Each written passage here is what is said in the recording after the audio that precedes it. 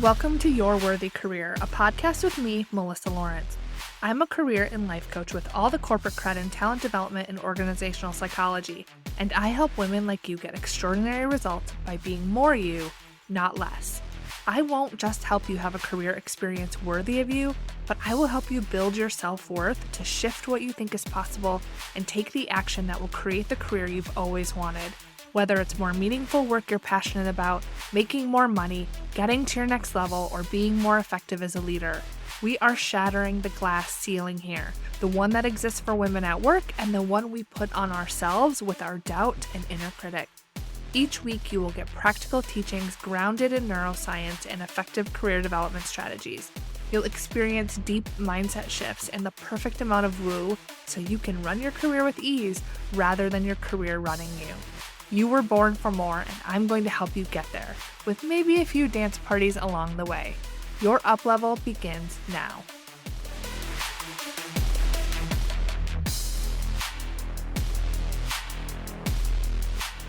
Hello and welcome to our second episode of the new year. 2024, I still can't get over it. At the time I'm recording this, the end of December, so we're not quite there yet, but when you hear this, it will be, and it just is crazy to me to think that it is year 2024. But I hope your year is starting out great and you're motivated for everything that you want to accomplish this year. For these first couple of weeks of the new year on the podcast, I'm going to be talking about goals. I'm also hosting a workshop to help you identify what your right goals are and how to make achieving them inevitable. A big mistake that I see people make is choosing the wrong goals. But it's not your fault. The traditional goal advice out there is generic. I have fallen for it too. And I would be so frustrated when I would take the time to craft my perfect SMART goals, and then it felt like this dark cloud hanging over my head. From a personal perspective, my goals would just fall to the wayside when things got tough, because even though I wrote the perfect goal, it doesn't mean that I actually went through with making the changes when things got really uncomfortable, that I would actually follow through on what I said I was going to do. It's like a health goal where you vow away cake and then all you can think about is cake. And 3 days in, you're browsing the cakes at a bakery, right? But for work goals, they get done because your boss sees them and they're tied to performance. There's some added accountability. But what happens when you create your goal and you achieve it, but you aren't any happier in your career, or you're not promoted, and you're not actually having anything to show for it? Then what? Then you just put all of this time and effort into something that didn't actually move the needle on your career or increase your quality of life, right? I have been there, but now we're going to do things differently.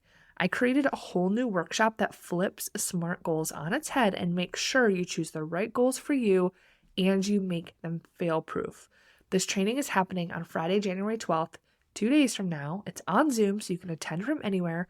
It's at 12 p.m. Eastern, and this is a very hands-on class. It's a workshop. So it's best to come live so you can get your questions answered and do those exercises with me, but it will be recorded if you can't make it. To register, go to yourworthycareer.com/training. Oh, and it's free. The only investment is your time. You give me an hour or so, and I will help you make this year your best year in a while, if not ever. Pretty good deal, right? But today's episode isn't just about the training. I want to share with you some mistakes I see people make when it comes to creating goals, so you can apply these right now. The first mistake is we spend so much time thinking about what the next step is in our career without thinking about whether or not we truly want that next step. I have been guilty of this too. You want to be acknowledged for your expertise and hard work, and in the workplace, promotion is typically the symbol for that, right? So it's natural to think, okay, I'm a manager, I want to be a senior manager, I want to go from associate director to director, and so on. And sometimes we can even get really attached to this promotion and make it mean something about us if we get it or if we don't. So I definitely have done this in my career, and I think this especially happens when we aren't happy. It's almost like an entitlement or a payback for everything we feel we sacrifice, right? The long hours, the stress, dealing with crappy colleagues, all of the effort we make. So they better promote us. We deserve it. And we can get so stuck on that we don't really consider if we actually want that promotion, if that's actually the thing that we're needing that's going to fill the gap that we feel. Of course, more money and recognition is great, but what if you're not actually in the best job for you? And so you're trying to climb a ladder you don't even want to be on, but you don't realize that until you're there. And then you're like, I kind of thought this would feel different. So then you move on to the next goal. This is a big mistake. When we do this, it keeps us on a hamster wheel of always working toward the next thing. And then whatever we achieve isn't good enough for long because before you know it, we aren't happy again. I'll use myself as an example here. When I got my last promotion in corporate, I thought that would make me feel like I had finally made it. My dream job, everything I wanted. But no, it didn't. I had to fight so hard for it. So it was bittersweet when it happened, right? Because I worked so hard for it, but then when it happened, I was like, yay, I did it. But then I was like, why do I have to work so hard for this, right? I should have had this in the bag. I shouldn't have had to fight so hard for it, right? But also, not a lot changed. I had the title and the money I wanted, but I still had the same problems. The same things I didn't like about my job were still there. I could have kept climbing that ladder, but then I never would have started my business and I never would have realized my calling and purpose for my career. So before you set your goals this year, reflect on what you truly want and don't get caught up on the next logical step or looking for an accomplishment that you think will make you feel a certain way. Number 2, the next mistake is living in the gap. There's this great book called The Gap in the Game by Dan Sullivan. When we live in the gap, we are never happy. If I were to sum this up in one sentence, the whole essence of this book, it's that we focus on how far we have to go and not everything we have accomplished so far. When we live in the gap, because we are humans who always want to evolve and grow, we will always see what we could have, the next thing that we are working towards. What is important is to acknowledge how far we've come, to be grateful and see the wins and progress that we've made today. There's a client in Beyond the Ceiling who saw a tarot card reader recently, and she was sharing with us in the group and that this tarot card reader had told her that she should practice gratitude for where she is now in her career in order to get where she wants to go. And there is some truth to that. If you want to be happy in your career and you want to achieve that next level of growth, that next goal, you will achieve it faster if you acknowledge everything you have done so far. Look at where you've started. Think about the people who would love to have the job that you have right now, or would love to be done with school already, would love to work in the pharma biotech industry. You have so much already, and you likely have the job that you wanted at one point, right? Where you are right now is something that you wanted. And when you can see that and really believe it, not from a shaming place of you should feel a certain way and you're a bad person because you don't feel that way and you want something else, but instead just taking some time to be present and relish in what you have created. It's going to help you with your goal and make the process more enjoyable.